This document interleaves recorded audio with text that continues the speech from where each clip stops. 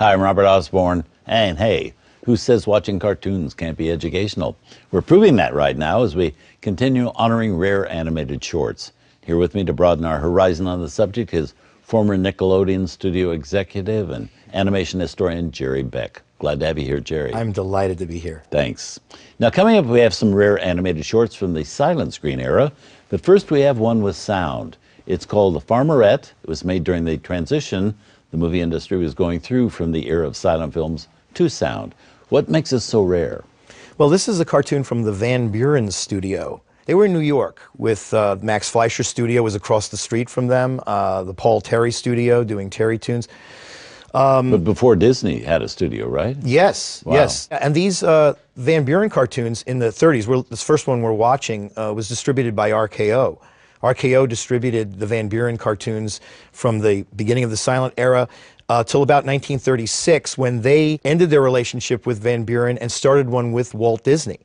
So Walt Disney's films, including Snow White and things, were released by RKO after that.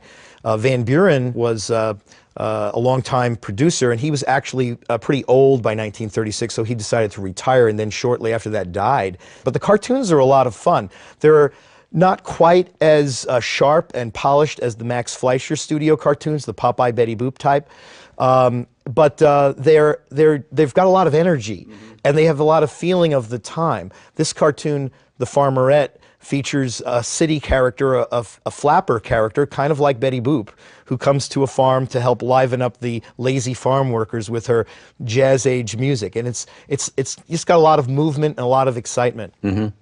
Now, we all have heard about how difficult it was adding sound to actors in movies, working with sound.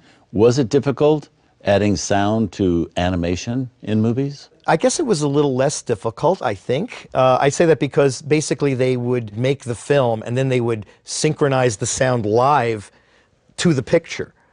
And that's difficult. And then later they discovered a way to do it kind of semi-reverse, where they would record the voice actors and then animate to the picture. That made it a lot easier.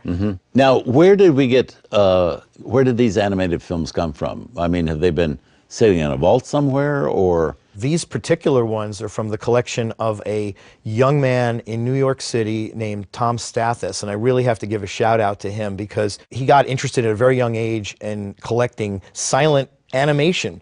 And that's not something most of us can say we would be interested in at an early age, but he's gone off and researched, collects, assembles these rare films and takes care of them.